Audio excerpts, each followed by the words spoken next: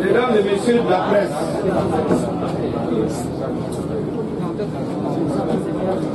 mesdames et messieurs les membres du comité stratégique du M5-RFP, mesdames et messieurs les militants, responsables et sympathisants du M5-RFP, je voudrais, avant de continuer cette introduction, demander de prier avec moi et d'observer une minute de silence à la mémoire de toutes les victimes du Covid-19 qui est en train de faire des dégâts ces derniers jours dans notre pays. D'observer une minute de silence également à la mémoire de toutes les victimes civiles et militaires de la crise sécuritaire qui continue de se propager dans notre pays. Évidemment, d'observer une minute de silence à la mémoire de tous ceux qui sont morts dans la lutte du M5-RFP et avoir une pensée pieuse, une pensée affective pour ceux qui sont blessés, certains à vie, nous le savons, et souhaiter prompt rétablissement à ceux qui sont en train de récupérer et les souhaiter bon retour parmi nous. Merci bien, je vous demande d'observer donc une minute de silence.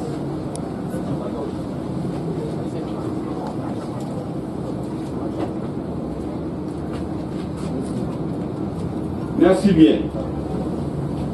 Mesdames et messieurs, vous aurez remarqué, je préfère le dire avant qu'il n'y ait d'autres commentaires, que le comité stratégique n'est pas au grand complet comme vous l'avez l'habitude de le voir.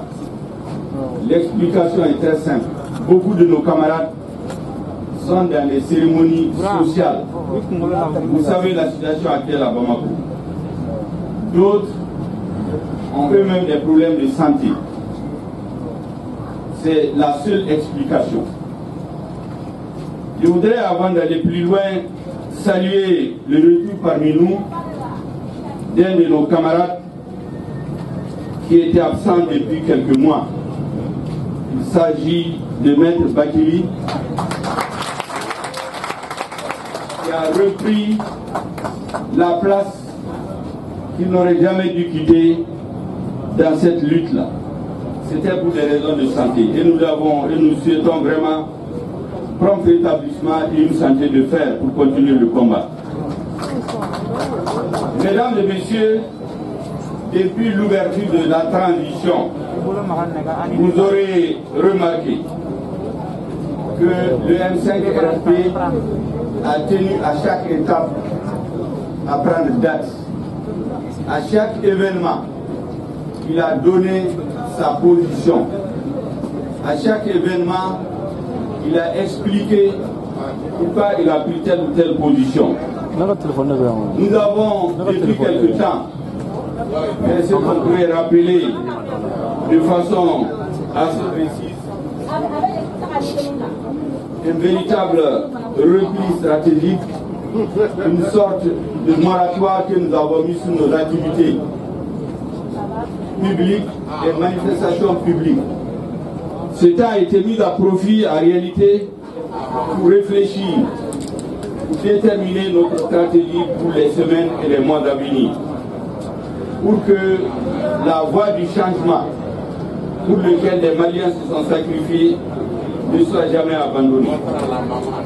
Mesdames et messieurs, nous avons décidé de rendre public aujourd'hui le fruit du travail de réflexion que nous avons fait depuis quelques semaines. Mais avant d'aller plus loin, il est important de faire quelques rappels. Les rappels et pédagogiques, disons-on. Depuis le 18 août, le processus de transition qui s'est mis en place, vous l'aurez constaté, il avait été dit ici par les membres du CNSP qu'ils viennent pour organiser une transition politique civile. qu'ils viennent parachever, qu'ils sont venus parachever la lutte du peuple malien portée par le M5-RP. La réalité, vous l'aurez constaté, nous sommes aujourd'hui dans un régime militaire déguisé. La vérité, c'est que nous avons une oligarchie militaire. Hier, nous parlions d'oligarchie civile, une minorité de gens qui ont pris notre pays en otage. Une oligarchie militaire qui, au mépris de la volonté de notre peuple, a décidé de concentrer entre ses mains la totalité et la réalité du pouvoir politique. Les forces vives, les partis politiques, les syndicats ont toutes été mis à l'écart. Les forces significatives de la société civile. Ni les promesses, ni les engagements, ni la parole donnée, ni la constitution, ni la charte issue d'un véritable bricolage, ni les décrets pris par le CNT et par le président de la transition, ni les décrets pris par les autorités, notamment le président de la transition lui-même, concernant la mise en place du CNT n'ont été respectés. Le résultat aujourd'hui, c'est que l'espoir suscité par la lutte héroïque du peuple malien, porté par le M5-RFP, s'est transformé en déception, sinon en désespoir. La confiance entre les forces du changement s'est transformée en méfiance. La grande légitimité populaire et historique dont devaient jouir les autorités de la transition s'est métamorphosée et se voit conduire inéluctablement vers l'impasse. Le rêve pour plus de sécurité et le résultat et la lutte contre le terrorisme s'est transformé en véritable cauchemar. Aujourd'hui, nous constatons de part et d'autre des situations inexplicables. Farabougou, Tombouctou, Sofara, Kaï, Gao, Koulikoro, Bandiagara, Koro, Ansongo, Bamako, partout, c'est l'insécurité qui sévit. Les populations, les manifestations des populations contre l'insécurité, contre l'absence de l'État, les disputes au désespoir qui règne aujourd'hui. Mesdames et messieurs, le déficit de légitimité paralyse toute initiative ou action des autorités de la transition qui sont tétanisées aujourd'hui par les problèmes. La multiplication des erreurs, les tâtonnements, les cafouillages, l'amateurisme, la ruse et les coups bas, le dispute à l'arrogance et au mépris affiché pour les forces syndicales, les forces politiques. En un mot, les principales forces politiques, les principales forces du changement, les principales forces de la société. En moins de 4 mois, le comportement des autorités de la transition, prise en otage en réalité par la junte de Kati, ont réussi à se mettre tout le peuple sur le dos. Les partis politiques, les syndicats, la presse, les jeunes, les mouvements signataires de l'accord pour la paix et la réconciliation. Le résultat, c'est qu'aujourd'hui, la base sociale du pouvoir s'est réduite comme peau de chagrin, avec comme principaux soutiens et alliés quelques activistes sur les réseaux sociaux réduits à insulter, diffamer et calomnier les leaders et militants du M5-RFP, les leaders des partis politiques, les leaders des syndicats, et bien entendu quelques civils qui ont fait le choix de se mettre au service de la violence. C'est un choix que nous respectons, c'est leur choix, mais ce n'est pas le nôtre. Mesdames et messieurs, avant de terminer, je voudrais faire une petite mise au point. J'entends dans les réseaux sociaux, notamment par quelques activistes stipendiés, faire croire que le M5 se dresse contre l'actuelle transition parce que le M5 est contre les forces armées de sécurité. Je dois dire que c'est faux et archi faux. Au M5, dans la direction du M5, siègent des hommes qui savent ce que c'est que l'État, qui savent qu'aucun État ne peut marcher sans une armée, sans des forces de sécurité, sans une justice. Il ne peut donc être question de mépriser le conflit avec l'armée. Ce que nous disons, c'est que ce qui est en train de se faire aujourd'hui ne doit pas être perçu comme étant une volonté, une démarche de l'armée. C'est une démarche de quelques personnes. C'est une démarche qui n'est pas en faveur de notre peuple, qui dessert sur le long terme l'armée elle-même, les forces armées de sécurité, qui doivent être en dehors des luttes politiques, qui doivent être au service de la défense et de la sécurité de notre pays. C'est pour cela que nous avons toujours dit que nous voulons une transition de rupture avec ce que nous avons connu, avec ce pourquoi les Maliens se sont battus. On nous dit qu'on veut renverser le régime de transition. Nous avons été très clairs. Nous ne voulons pas dans l'immédiat une rupture de la transition. Mais c'est la façon de faire de la junte et des autorités prises en otage qui risque de conduire inéluctablement de plus en plus de Maliens à se poser la question, faut-il oui ou non continuer dans cette voie? Nous travaillons aujourd'hui à faire de la pédagogie, à ramener les autorités de la transition dans la voie de la rupture avec l'ancien système, dans la voie d'une véritable transition démocratique, une transition qui permet aux Maliens d'avoir de l'espoir, de regarder vers l'avenir. Voilà ce que je voudrais faire en introduction.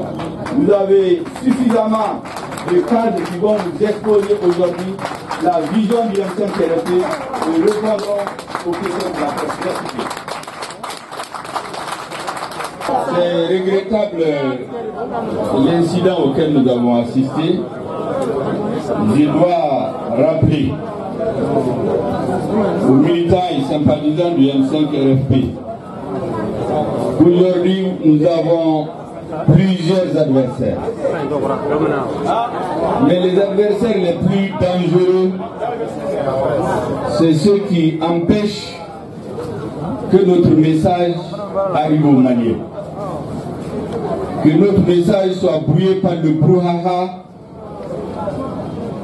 de ceux qui ont un autre agenda. Que notre message soit brouillé par ceux qui sont payés pour discréditer le combat du M5. Quand on est dans cette situation et qu'on invite les journalistes, tous ceux qui empêchent les journalistes de parler, ils font, peut-être sans le savoir, le jeu des adversaires du M5. Ça c'est vrai. Parce que imaginez, cette émission est diffusée en direct. Quand un journaliste veut parler, qu'on l'empêche de parler. Ça donne quelle impression? Nous savons qu'il y a, les questions ne sont pas à la hauteur. Tout le monde l'a senti, les gens n'arrivent même pas à poser leurs questions de façon articulée. Ce qui fait que ceux pourquoi les uns et les autres ont été invités, ils n'ont même pas posé les questions sur ça. C'est du sensationnel que les gens ont cherché. Mais il fallait nous laisser répondre. Mais vous ne pouvez pas vous mettre à interdire à un journaliste de poser sa question. Il n'y a pas de question faite. C'est à nous de décider de répondre ou non à une question, mais pas à vous. Donc vraiment à l'avenir, rendez service au M5 en assistant calmement aux conférences de presse. Lorsque c'est des assemblées générales ou des meetings, vous aurez la parole. Ce que je voudrais dire, c'est que nous avons voulu exposer notre vision de la transition. Manifestement, beaucoup de ceux qui sont venus poser les questions étaient venus avec des idées déjà arrêtées. Ils n'ont même pas écouté ce dont on a parlé. Ils sont venus avec les questions préparées pour qu'on perde le temps dans les détails. Malheureusement, le comportement des uns et des autres a fait que c'est ce jeu qui a été fait. Mais ça, ce n'est que partie remise. Dans tous les cas, il faut que ça soit très clair.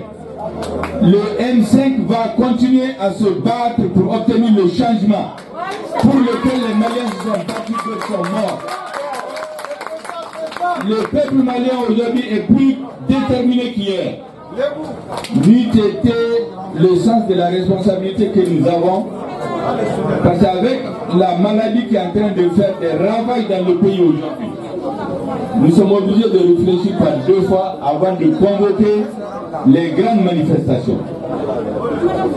Malheureusement, nous avons la junte militaire comme je dis, qui a pris en otage toutes les institutions, qui veut mettre les Maliens sous coupe réglée en profitant du coronavirus. Le coronavirus n'empêchera pas les Maliens. Les manœuvres dilatoires n'empêcheront pas les Maliens de se battre pour imposer le changement. Donc le comité stratégique du M5 décidera du moment, des conditions, des lieux de ces futures manifestations. Il faut rester à l'écoute. Deuxièmement, nous avons été très clairs ici. Certains ont dit que la transition c'est notre bébé. Nous sommes convaincus de ça. Et c'est le sens de l'histoire que nous avons qui fait qu'on ne tourne pas le dos à cette transition tout de suite. La solution la plus facile, c'est de tourner le dos et chercher à faire tomber cette transition. Nous avons dit que nous allons faire tout ce qui est nécessaire pour que ceux qui détiennent la réalité du pouvoir comprennent qu'ils sont sur la mauvaise voie, qu'ils corrigent la trajectoire sur laquelle ils sont, que les scènes que l'on voit dans le pays, où les populations sont en train de se soulever contre les forces armées de sécurité, où les soldats sont démoralisés, parce qu'ils ont l'impression que l'armée, les chefs militaires sont dans des luttes politiques à Bamako, ce qui n'est pas leur rôle. Cette scène-là, nous allons travailler à y mettre fin de façon organisée, pondérée, pour que nous ne tombons pas dans l'anarchie. Et c'est pour cela que j'ai fait la mise au point par rapport aux activistes qui sont payés, des personnes qui sont payées pour inciter les syndicalistes, pour inciter les dirigeants du M5, pour inciter tous ceux qui disent qu'ils ne sont pas d'accord avec l'ordre établi actuellement. J'ai dit que nous devons rester extrêmement vigilants. Et le M5 va rester vigilant. Personne ne va nous détourner de la lutte démocratique, de la mobilisation du peuple, pour qu'enfin le changement soit. Si cette transition doit tomber, ce sera de la seule responsabilité de ceux qui ont décidé de détourner la lutte du peuple malien de son chemin, et pas du comité stratégique du M5. Concernant le siège du M5, c'est vraiment des détails. Nous sommes en train de chercher un siège parce que nous avons décidé que nous ne siégerons plus maintenant de façon définitive dans le siège d'une organisation. Ça prend un certain temps, c'est tout, c'est pas compliqué. Les questions sensationnelles, nous ne sommes pas venus. Si un chef du M5 a des questions sur lesquelles vous voulez l'interroger, interrogez-les à part, mais pas dans les réunions du M5. Ici, nous sommes réunis autour de ce qui unit les Maliens et non ce qui les divise. Voilà ce que je voulais vous dire. En tout cas, merci beaucoup pour les journalistes qui n'ont pas eu l'occasion de poser. Je sais que beaucoup sont partis avec leurs questions, parce que les questions sensationnelles ont pratiquement dévié le débat. La vision du M5 qui devait être exposée, en définitive, le temps a été pris, il n'a pas pu être exposé suffisamment, mais ce n'est que partie remise, nous allons le diffuser dans la presse. Merci bien, la séance est levée.